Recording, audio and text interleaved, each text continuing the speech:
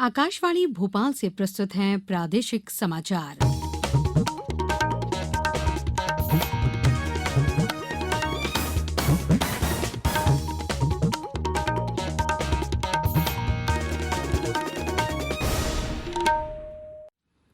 नमस्कार, समाचारों के साथ मैं पूर्वा त्रिवेदी। पहले एक अपील। भारत ने कोविड टीकाकरण अभियान के अंतर्गत 100 करोड़ टीके लगाने का लक्ष्य हासिल कर लिया है।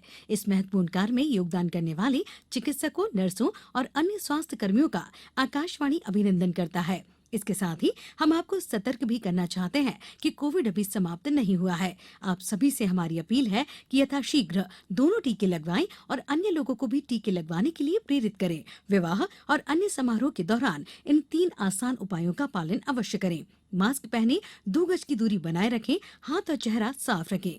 कोविड से संबंधित कोई भी जानकारी और मार्गदर्शन के लिए राष्ट्रीय हेल्पलाइन नंबर 011-2397-8046 और 1075 पर संपर्क करें।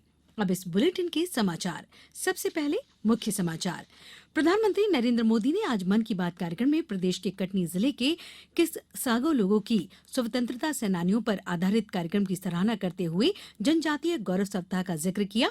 कोरोना से सतर्कता बरतने के लिए सोमवार से 50% विद्यार्थी क्षमता के साथ स्कूल खुलेंगे और राज्य के शासकीय कार्यालयों में बिजली खपत में 10% कमी करने के निर्देश।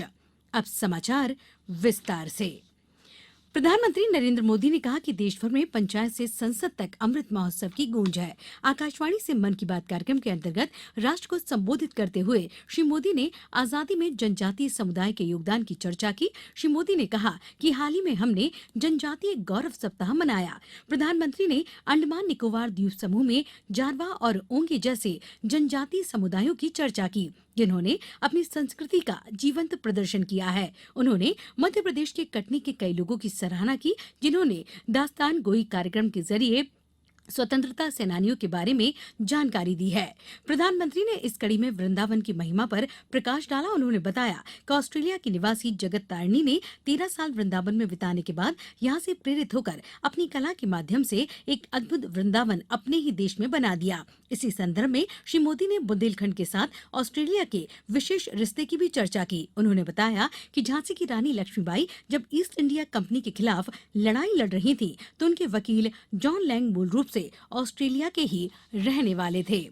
उन्होंने जालौन में पारंपरिक नदी नून नदी का अस्तित्व बहाल करने में हजारों ग्रामीण और स्थानीय लोगों के स्व प्रेरित अभियान की चर्चा की। उन्होंने तमिलनाडु के तुतुकुड़ी जिले का भी एक उदाहरण दिया, जहां आम लोगों ने अपने प्रयासों से कई छोटे छोटे द्वीपों और टापुओं को समुद्र में डूबने से बचाया। प्रधानमंत्री ने मेघालय का भी एक उदाहरण दिया, जहां नदी का पानी इतना साफ है कि हमें उसकी तलहटी दिखती है। प्रधानमंत्री ने सरकार के प्रमुख स्वास्थ्य कार्यक्रम आयुष्मान भारत से जुड़ी मानवीय संवेदनाओं को उजागर करने के लिए 2 लाभार्थियों से बातचीत की। प्रधानमंत्री ने कहा कि भारत स्टार्टअप के मामले में विश्व में अग्रणी है और इसमें निवेश हर वर्ष तेजी से बढ़ रहा है।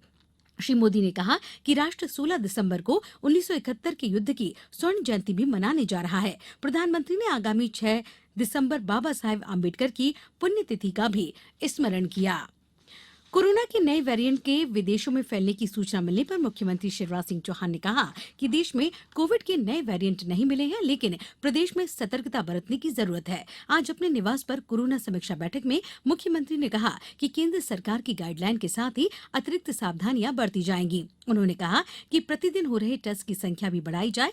वर्तमान में 58 से 60 हजार टेस्ट हो रहे हैं। समीक्षा बैठक में बताया गया कि सोमवार से स्कूल खुलेंगे, लेकिन स्कूलों में बच्चों की 50% उपस्थिति होगी। विद्यार्थी 50% कैपेसिटी में उपस्थित होंगे। स्कूलों में 50% बच्चे एक दिन आएंगे और 50% बच्चे दूसरे दिन आएंगे। इस तरह सप्ताह में 3 दिन विद्यालय जाएंगे। उन्होंने स्कूलों को वैकल्पिक तौर पर ऑनलाइन क्लास जारी रखने को कहा है। कृषि मंत्री नरेंद्र सिंह तोमर ने कहा कि केंद्र ने पराली जलाने को अपराध घोषित नहीं करने की किसानों की मांग मान ली है। श्री तोमर ने किसान संघ से अपना आंदोलन समाप्त करने की अपील की। उन्होंने कहा कि तीनों कृषि कानून निरस्त करने की केंद्र सरकार की घोषणा के बाद विरोध जारी रखने का कोई औचित्य नहीं है। कृषि मंत्री ने कहा कि कृषि कानूनों को निरस्त करने का विधेयक कल से शुरू हो रहे शीतकालीन सत्र के पहले दिन सदन में पेश किया जाएगा। संसद का शीतकालीन सत्र कल से शुरू होगा। ये अगले महीने की 23 तारीख को संपन्न होगा। हमारे संवाददाता ने बताया कि 3 कृषि कानून निरस्त करने का विधेयक सत्र के पहले दिन सदन में पेश किया जाएगा। अब समाचारों में वक्त है एक ब्रेक का। कोविड-19 से बचाव और सुरक्षित रहने के 3 उपाय। मास्क लगाएं, 2 गज दूरी है जरूरी, सुरक्षित दूरी रखें, हाथ और मुंह साफ रखें। ब्रेक के बाद समाचारों में एक बार फिर आपका स्वागत है। सामान्य प्रशासन विभाग ने प्रदेश के सभी शासकीय कार्यालयों में ऊर्जा खपत में कम से कम 10% की कमी लाने के निर्देश दिए हैं। विभाग की ओर से जारी निर्देशों में इसके लिए कार्यालयों में जरूरत न होने पर विद्युत उपकरणों को बंद करने, कार्यालय से जाते समय सभी विद्युत उपकरणों को स्विच ऑफ करने, दिन के समय न्यूनतम आवश्यकता अनुसार विद्युत उपयोग करने जैसे सुझाव दिए गए हैं। गौरतलब है कि राज्य में 25 नवंबर से ऊर्जा साक्षरता अभियान चलाया जा रहा है, जिसके अंतर्गत लोगों को ऊर्जा संरक्षण के लिए प्रेरित किया जा रहा है। अपने निवास पर आयोजित बैठक में मुख्यमंत्री शिवराज सिंह चौहान ने उर्वरक और विद्युत वितरण व्यवस्था की समीक्षा की। उन्होंने प्रदेश के लिए की जा रही उर्वरक आपूर्ति की विस्तार से जानकारी प्राप्त की। मुख्यमंत्री श्री चौहान ने सभी व्यवस्थाएं बेहतर बनाए रखने के निर्देश दिए। केंद्र सरकार ने अब तक राज्य और केंद्र शासित प्रदेशों को 135 करोड़ 94 लाख से अधिक कोविड टीके उपलब्ध कराए हैं। स्वास्थ्य मंत्रालय ने आज बताया कि इनमें से 22 करोड़ 83 लाख से अधिक टीके अभी भी राज्यों और केंद्र शासित प्रदेशों के पास शेष है। अब कुछ समाचार संक्षेप में। रायसेन जिले के सांची में चल रहे महाबोधि महोत्सव का आज समापन हो गया। जबलपुर जिला प्रशासन ने आधार ताल के कुदवारी में माफिया के कब्जे से करीब 5 करोड़ की 2.5 एकड़ शासकीय सीलिंग की भूमि को मुक्त कराया। इस दौरान प्रशासन ने 90 लाख रुपए का निर्माण भी ध्वस्त किया। धार कोतवाली पुलिस ने आज भूमाफिया के खिलाफ कड़ी कार्रवाई करते हुए 17 पुरुष, 9 महिलाओं और एक संस्था के खिलाफ प्रकरण दर्ज किया है।